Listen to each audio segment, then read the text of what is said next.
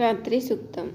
ॐ विश्वेश्वरीं जगद्धात्रीं स्थितिसंहारकारिणीं निद्रां भगवतीं विष्णोरतुलां तेजसा प्रभो।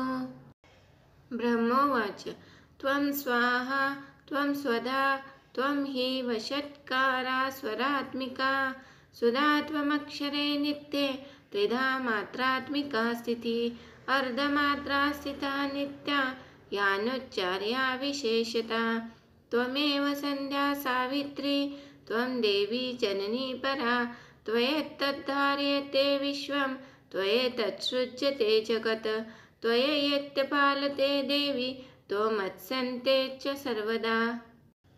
विसृष्टौ सृष्टिरूपा त्वं स्थितिरूपा च पालने तथा संरतिरूपान्ते जगतो जगन्मये महाविद्या महामाया महामेधा महास्मृति महामोहा च भवति महादेवी महासुरी प्रकृतिस्तमश्च सर्वस्य गुणत्रयविभावनी कालरात्रिर्महारात्रि मोहरात्रिश्च दारुणा त्वं श्रीस्त्वमीश्वरी त्वं ह्रीस्त्वं बुद्धिर्बोधलक्षणा लज्जा पुष्टिस्तथा तुष्टिस्त्वं शान्तिरेव च खड्गिनी शूलिनी घोरा गदिनी चक्रिणी तथा शफिनी चापनी बाण भुशुण्डी परिघायुधा सौम्या सौम्यतरा शेष सौम्यभस्त्वति सुन्दरी परापराणां परमा त्वमेव परमेश्वरी यच्च किञ्चित् क्वचिद्वस्तु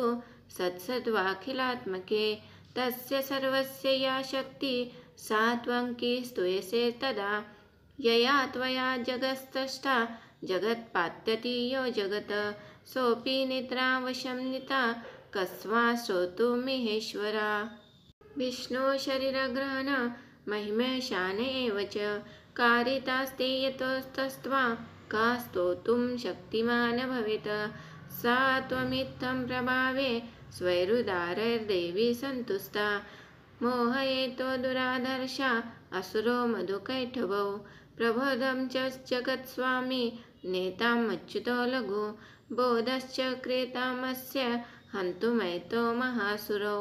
इति रात्रिसूक्तं। श्रीकुलदेवता चरणार्पणमस्तु।